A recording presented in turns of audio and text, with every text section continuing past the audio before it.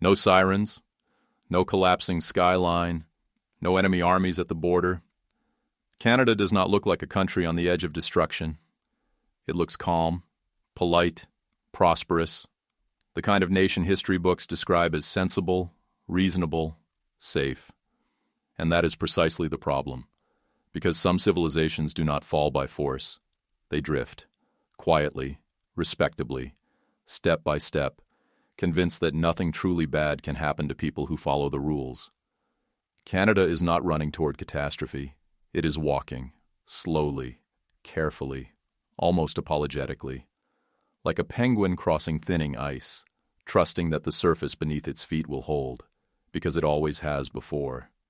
This is not a story of villains plotting in dark rooms. There is no single betrayal, no dramatic moment of collapse. Every decision makes sense on its own. Every compromise sounds responsible. Every retreat is explained as pragmatism. Stability over strength, harmony over conflict, comfort over control. And yet history has seen this pattern before. Empires that mistook calm for safety. Nations that believed moral posture could replace power. Societies that outsourced their survival to systems they no longer commanded. You are told Canada is different, kinder, smarter, immune to the brutal logic of power. But power does not disappear simply because you refuse to acknowledge it. It waits. It shifts. It flows toward those willing to wield it. What happens when a country builds its identity on not resisting? When prosperity depends on forces it cannot confront? When sovereignty is slowly traded for reassurance? This is the penguin strategy.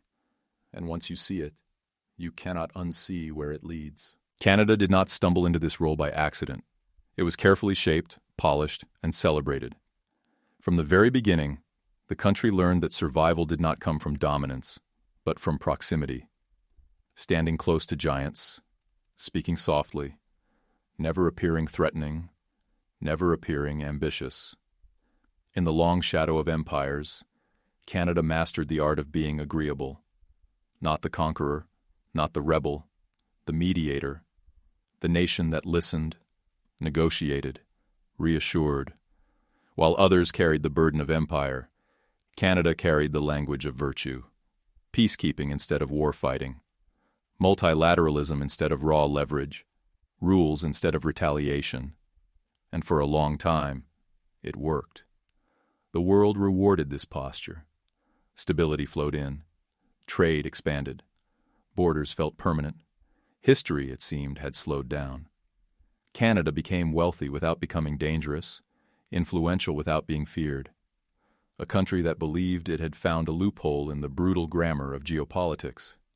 But identity is a double-edged thing. What begins as strategy hardens into belief. What begins as adaptation turns into dogma. Generation after generation is taught that restraint is wisdom, that confrontation is failure, that power is something best handled by others. The dangerous illusion settles in quietly, that morality can substitute for strength, that being liked is the same as being secure, that the world will always value cooperation over coercion. History is littered with societies that believe this. Polite republics, wealthy trading states, civilizations convinced that civility itself was a shield. They did not fall because they were evil. They fell because they confused reputation with leverage.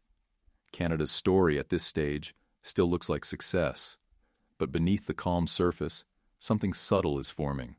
A habit of deferral, a comfort with dependency, a reluctance to imagine worst-case futures. The ice is still solid. The walk feels safe, for now. Every long decline has a moment that seems harmless when it happens. Not a catastrophe. Not even a scandal. Just a choice that feels reasonable. For Canada, that moment arrived when security was quietly separated from self-reliance, when the country learned it did not need to be strong, only aligned, protected by geography, shielded by alliances, anchored to a neighbor so powerful that resistance seemed unnecessary, even impolite. Why build leverage when someone else guarantees stability? Why invest in strategic independence when the system appears permanent? The logic was clean, elegant, almost irresistible. Trade agreements deepened. Supply chains fused. Defense became symbolic. Economic planning drifted away from resilience and toward efficiency. Each step was justified as modernization, as globalization, as progress. And with every step, a small piece of strategic freedom was exchanged for comfort. No one announced this shift as surrender. It was framed as maturity, as trust in institutions, as proof that Canada had evolved beyond the crude instincts of power politics. The old world, people said, was gone. But the old world never leaves. It only waits for those who forget it exists. This was the first real fracture, the moment Canada crossed from autonomy into dependence without calling it that. From choice into habit.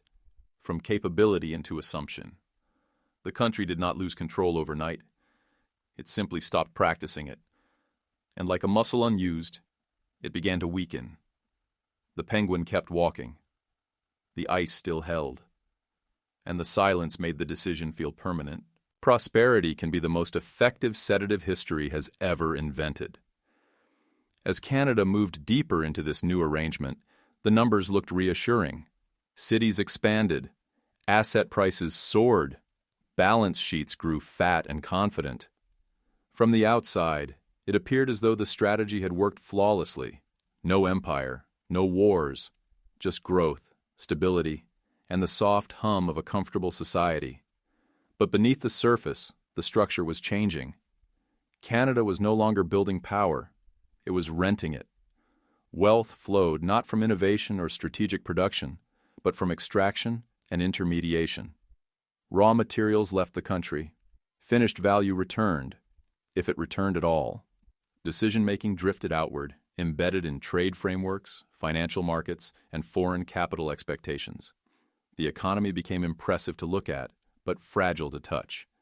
Entire cities transformed into vaults for global money. Housing replaced industry as the engine of growth.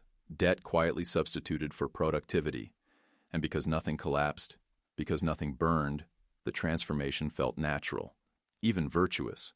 After all, markets approved, ratings agencies smiled, allies reassured. This is how dependence hides itself, by paying well at first.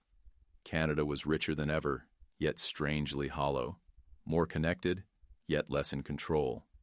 Every shock now carried risk, not because of domestic failure, but because distant decisions could ripple inward without warning. The country was no longer steering. It was balancing, adjusting, absorbing forces it did not command. Still, the penguin walked on. The ice cracked faintly beneath the noise of prosperity, and no one wanted to listen closely enough to hear it. This is the stage where decline learns to disguise itself as success. By now, Canada does not merely depend on external forces, it is calibrated around them. The financial system rewards speculation over creation. The political system avoids disruption at all costs. Risk is not confronted. It is deferred, rolled forward, buried beneath layers of debt and reassuring language. Homes become the center of gravity, not as shelter, but as financial instruments. Prices rise faster than wages. Ownership turns into identity. Questioning the system feels like heresy, because too many people are invested, emotionally and economically, in the illusion that this growth is permanent. Underneath it all, productivity stalls. Strategic industries thin out. Long-term planning shrinks to election cycles and market reactions. The country grows wealthier on paper, while its capacity to act independently erodes in real terms. And here is the most dangerous part: the calm. There are no riots in the streets, no hunger, no visible collapse, just a quiet narrowing of options. Policies that once seemed available are now impossible. Choices that once defined sovereignty are now unthinkable. Everything must be filtered through stability, investor confidence, allied expectations. This is not paralysis caused by fear. It is paralysis caused by comfort. The penguin does not panic when the ice thins gradually. It adjusts its steps, slows down, trusts the surface because panic would mean admitting the ground was never solid to begin with. And so the walk continues, steady, rational, and increasingly irreversible. The world does not announce when it changes. It simply stops behaving the way you planned for. Suddenly, efficiency is no longer enough. Supply chains fracture, alliances strain, power reasserts itself in raw, unapologetic forms. Nations that once spoke the language of rules begin speaking the language of leverage again. Sanctions, force, coercion, pressure. This is the moment Canada is least prepared for. Because while others hardened, Canada optimized. While rivals invested in redundancy, resilience, and strategic control, Canada invested in smoothness, in being predictable, in being reasonable, in assuming tomorrow would resemble yesterday. The collision is quiet but devastating. Decisions that once belonged to Ottawa now hinge on foreign capitals, markets, and security guarantees. Responses slow down, not from incompetence, but from constraint. Every move risks upsetting a system the country cannot afford to destabilize. This is the climax. Not an explosion, but a realization. Canada discovers that it cannot pivot quickly, that it cannot threaten without being hurt more in return, that it cannot fully say no because too much of its prosperity is entangled elsewhere. The Penguin reaches a stretch of ice that no longer forgives mistakes. There is no dramatic collapse yet, just the sudden understanding that balance is harder, the margin thinner, and the direction fixed. The world has changed. Canada did not. This is where conquest no longer needs armies. No borders are crossed, no flags are lowered. Everything remains formally intact. And yet, control shifts all the same. Soft conquest works by narrowing choice, by embedding dependence so deeply that resistance feels irrational. You do not force compliance. You price alternatives out of existence. You do not dictate policy. You shape the conditions under which policy can be made. Canada still votes, still debates, still speaks the language of sovereignty, but the range of acceptable outcomes has quietly shrunk. Certain industries cannot be protected. Certain partners cannot be offended. Certain decisions cannot be made without consequences that are too costly to absorb. This is not corruption, it is structure. Markets punish deviation, allies express concern, capital hesitates, and slowly, predictably, leaders learn which paths are responsible and which are not. Power does not need to shout when it can whisper through incentives. The tragedy is that this form of conquest feels consensual. It wears the mask of cooperation. It flatters the belief that nothing was taken, because nothing was seized. The Penguin is not pushed. It walks where the ice still exists, and each step feels voluntary, even as the surrounding ground disappears. By the time the pattern becomes visible, escape requires a kind of shock the system was designed to avoid. There is no single day when Canada wakes up and realizes something is gone. No announcement, no emergency broadcast.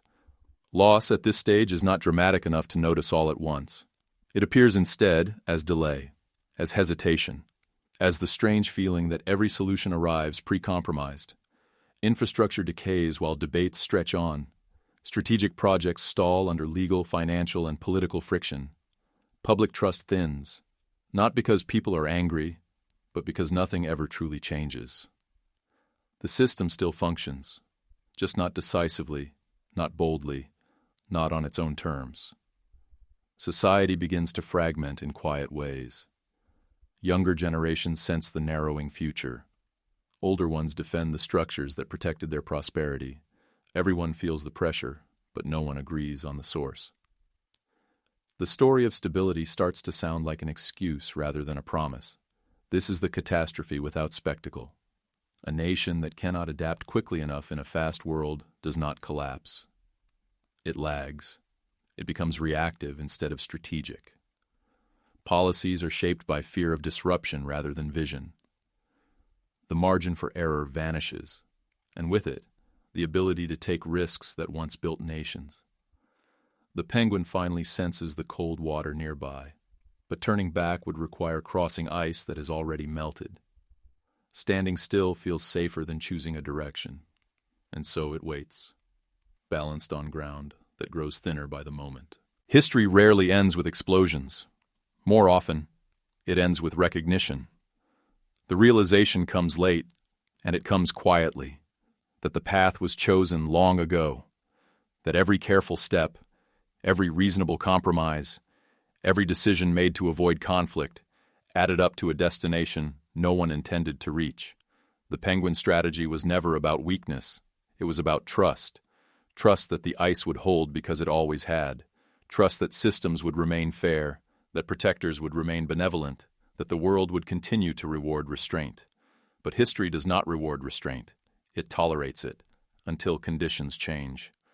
Canada's story is not unique. It is a pattern repeated whenever comfort outpaces vigilance, whenever morality is mistaken for leverage, whenever nations believe they can opt out of power while still benefiting from its protections. The lesson is not that cooperation is wrong. It is that cooperation without capacity is dependency.